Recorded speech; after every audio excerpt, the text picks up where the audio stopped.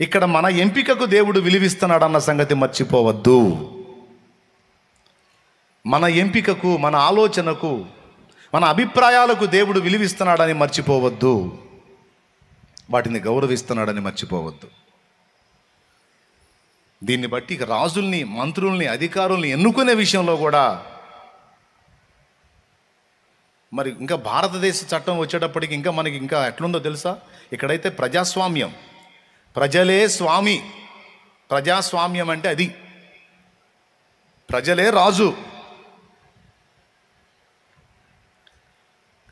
కాబట్టి మనకు రాజులు లేరు, అంతా మంత్రులే. ప్రధానమంత్రి అయినా, ముఖ్యమంత్రి అయినా, ఏ మంత్రి అయినా సరే అందరూ మంత్రులే. చూడండి, మనకు రాజు లేడు చూడండి. మరి రాజు ఎవరు? అందరూ మంత్రులే. రాజు ఏరి అంటే ప్రజలే రాజు. ఇండియా చట్టం, ఇండియా గవర్నమెంట్ అది, ఇండియా పరిపాలన విధానం అది. ఇక్కడ ప్రజలే ఎంపిక చేసుకుంటారు మంత్రుల్ని. అంటే ప్రజ రాజు ఓట్తో, ఏయ్ నువ్వు మంత్రివి, నాకు నువ్వు మంత్రివి, నువ్వు మంత్రివి, నువ్వు మంత్రివి. మరి మంత్రులందరూ కూడా, అధికారులందరూ కూడా మనకు సర్వెంట్స్. అందరూ నోరు తెరిచి చెప్పండి. మనం ఎన్నుకుంటున్న వారందరూ కూడా ఎవరు మనకి? సర్వెంట్స్. అంటే సేవకులు. మరి రాజు ఎవరు? కామన్ మ్యాన్, సామాన్యుడు రాజు. మనమే రాజు. రేపు 13వ తారీఖు హక్కు ఇస్తాం, డిసైడ్ చేస్తాం అన్నమాట. ఇదిగో 5 ఏళ్ళు నువ్వు మాకు సర్వీస్ చేయి, ఇదిగో నేను ఎన్నుకుంటున్నావు. ఒక 5 years మళ్ళా మాకు, ఇప్పటిదాకా నువ్వు సర్వీస్ చేసావు, లేకపోతే ఇదిగో ఫలానోళ్ళు చేశారు, ఇదిగో మళ్ళా మేము ఎన్నుకుంటున్నాం ఓటింగ్ ద్వారా. ఇప్పటిదాకా సంవత్సరాలుగా ప్రతి 5 ఏళ్ళకు ఒకసారి ఎన్నుకుంటున్నాం. మళ్ళా ఒకసారి మనం ఎన్నుకున్న వారికి పెత్తనం ఇస్తాం, పట్టం కడతాం. దేవునికి స్తోత్రం కలుగును గాక. కాబట్టి డిసైడ్ చేసేది దేవుడే, కానీ ఇక్కడ మనుష్య అభిప్రాయంతో కూడా దేవుడు ఏకీభవిస్తాడు. కోరి దరిద్రాన్ని తెచ్చి నెత్తిన పెట్టుకుంటానంటే ఏమనడు, తెచ్చుకో, అనుభవించు నీ కర్మ అంటాడు. అందుకే సభాముఖంగా ఒక మాట చెప్తున్నా, జాగ్రత్త. రేపు 13వ తారీఖు, దాని ముందు రోజు కూడా ఒక ఆదివారం వచ్చింది మనకి, అప్పుడు కూడా హెచ్చరిక చేస్తా. ఓటేసేటప్పుడు అభిమానాలని, కులాభిమానాలని, వ్యక్తిగత అభిమానాలని, ఇవన్నిటినీ పక్కన పెట్టి ఒక మతానికి కొమ్ము కాసేటువంటి వ్యక్తులకు గాక, పచ్చిగా చెప్తున్నా, ఒక మతానికి కొమ్ము కాసే వ్యక్తులకు గాక, అన్ని మతముల వారిని సామరస్యతతో, సదభిప్రాయంతో, సద్భావంతో ప్రేమించి సరిగా పరిపాలించగల నాయకులకు సపోర్ట్ చేయండి.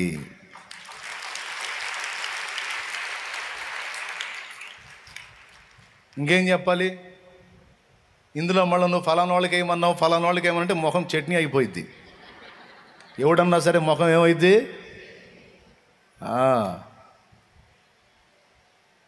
శాలేమన్న ఎటు దీపాడు చెయ్యి, ఎటు దీపాడు, అట్టన్నాడు, ఎట్టన్నాడు, పిచ్చి పిచ్చి మాటలు మాట్లాడద్దు. నీకు తలకాయ ఉంది, అందులో బ్రెయిన్ ఉంది, పబ్లిక్లో జరుగుతుంది ఏందో నీకు కనపడుతుంది కనుక కాస్త మైండ్ వాడి ప్రార్థన చేసుకొని దైవ ప్రేరేపణతో వెళ్ళి ఓటు చేయి. మనం ఎన్నుకునే నాయకులు ఎలా ఉండాలంటే, మెయిన్ మనం విశ్వాసులం కాబట్టి మన భక్తికి, మన గౌరవనీయతకి, మన నెమ్మదికి ఆటంకం కల్పించని వాళ్ళై ఉండాలి. అలాంటి వాళ్ళని ఎంపిక చేసుకోవాలి. ఇక్కడ మన డెసిషన్ కూడా ఉంది, మన నిర్ణయం కూడా ఉంది.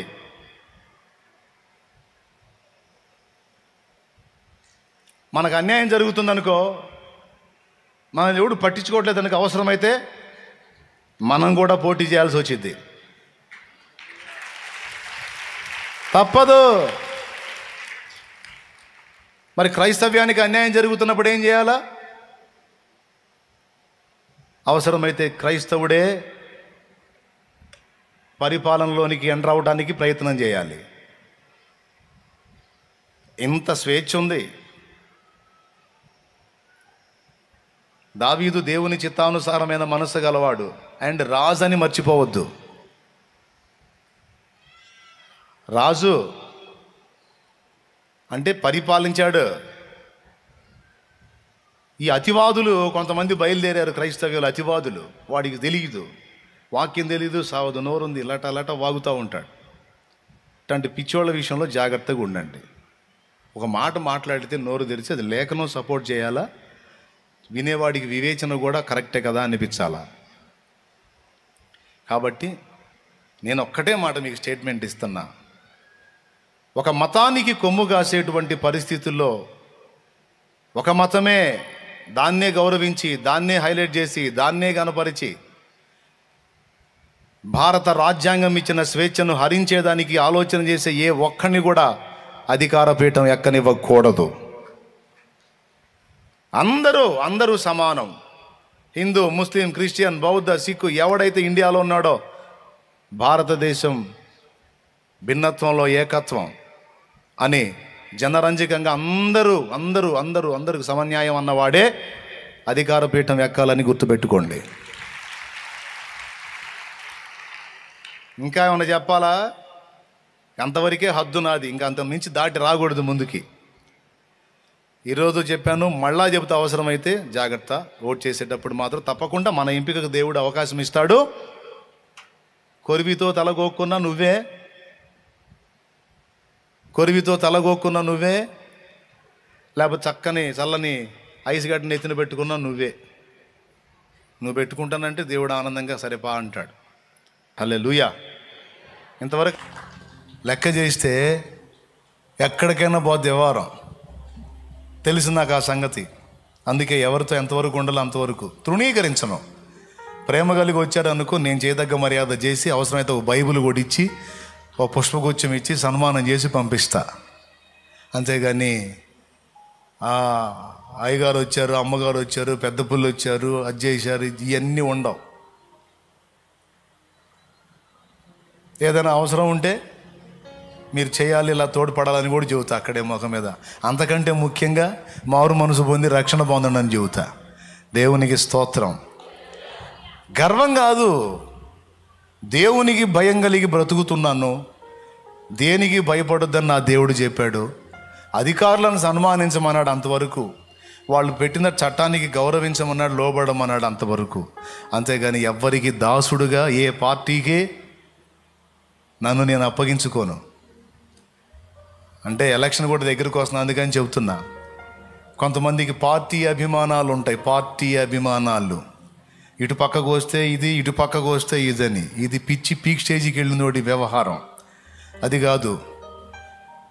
భూమి ఆకాశాలకు సృష్టికర్త అయిన దేవుని భక్తుడుగా, దేవుని సంబంధిగా, ఒక సత్క్రైస్తవుడిగా ఎవరికి నేను ఓట్ చేయాలి, ఎవరికి సపోర్ట్ చేయాలి, ఎవరు దేవుని మనసు కలిగి అందరినీ సమంగా పరిపాలించేటువంటి మనస్తత్వాలు కలిగి ఉన్నారు అనేది వివేచించుకొని ఒక క్రైస్తవుణ్ణి అనే స్పృహ కలిగి ఓటేయాలి.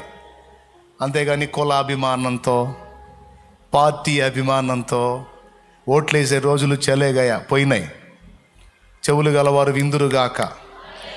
ఓట్లు వేసేటప్పుడు గుర్తుపెట్టుకోండి, కులాభిమానాలు, పార్టీ అభిమానాలు తీసి దెబ్బలో కొట్టి ఒక క్రైస్తవుడుగా ఆలోచించి ఈరోజు దుర్మార్గం చేస్తున్నారు, మహాదుర్మార్గం చేస్తున్నారు.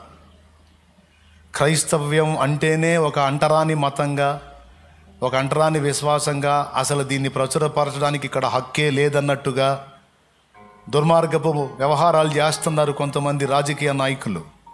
అది దృష్టిలో పెట్టుకొని అభిమానాలను తీసి దెబ్బలో కొట్టి అందరినీ సమదృష్టితో పరిపాలించే నాయకుడు ఎవడున్నాడో వాడిని ఎన్నుకోండి. ఇది గుట్టుగా 4 గోడల మధ్య చెప్పట్లా, పబ్లిక్గా చెప్తున్నా, కెమెరా ముందు, లైవ్లో, వీడియో ముందు. జాగ్రత్త. ఇప్పుడు వేసే ఓటు 5 సంవత్సరాల కోటింగ్కి. నీ ఓటింగ్ 5 సంవత్సరాల కోటింగ్గా మారకుండా జాగ్రత్త పడు. దేవునికి స్తోత్రం. కొంతమంది అయితే డైరెక్ట్గా బయటపడ్డారు కూడా, మేము క్రైస్తవ వ్యతిరేకులమని. ఒక పార్టీ అయితే అచ్చంగా మణిపూర్లో దుర్మార్గాలే చేసింది ఒక పార్టీ. క్రైస్తవ స్త్రీలని నడి రోడ్డు మీద నగ్నంగా ఊరేగించింది. అచ్చంగా మతమే దానికి, ఆ మత విద్వేషాలు రెచ్చగొట్టడమే ఆ పార్టీకి. అలాంటి దుర్మార్గపు పార్టీలు మీరు ఎరుగున్నారు. జాగ్రత్త. ఒళ్ళు దగ్గర పెట్టుకొని, మైండ్ దగ్గర పెట్టుకొని, కులాభిమానాలు, పార్టీల అభిమానాలు పక్కన పెట్టి అందరినీ సమానంగా సమదృష్టితో పరిపాలించే నీతి గల నాయకుడు ఎవడున్నాడో వాడికి వేయండి ఓటు. ఇదే నా సలహా. ఇప్పుడే ఇంకా 12 రోజుల్లో ఏముంది, రేపు సోమవారం కాక వచ్చే సోమవారం ఆలోచించి ఓట్లు వేయండి. దాని ఫలితం 5 ఏళ్ళు మళ్ళీ అనుభవిస్తాం మనం. నువ్వు మంచి అడుగు వేస్తే మంచి ఫలితం, చెడ్డ అడుగు వేస్తే చెడ్డ ఫలితం. దాని ఎఫెక్ట్ ఎన్ని ఏళ్ళు? ఏమేమి గుర్తుపెట్టుకొని వేయాలి? మన కులపోడు అని వేయాలి. వేయండి. అప్పుడు కులానికి వ్యక్తి అవుతావు, కానీ దేవుని బిడ్డవి గాజాలు. మరి ఏమని వేయాలి? మా చిన్నప్పటి నుంచి ఆ పార్టీ వేయలే, ఇప్పుడు కూడా అదే పార్టీలో ఉన్నావు, యేసయ్య పార్టీలో చేరలేదు ఇంకా. నువ్వు దేవుని బిడ్డవి, ఒక క్రైస్తవుడు అని ఎరిగి, క్రైస్తవ్యానికి ఈరోజు జరుగుతున్న దుర్మార్గాలు, అన్యాయాలు, వందలాది చర్చీలు పడగొట్టారు. చాప కింద నీరులాగా చర్చీలను కూల్చుకుంటూ వస్తున్నారు. దృష్టిలో పెట్టుకొని ఓట్ చేయండి.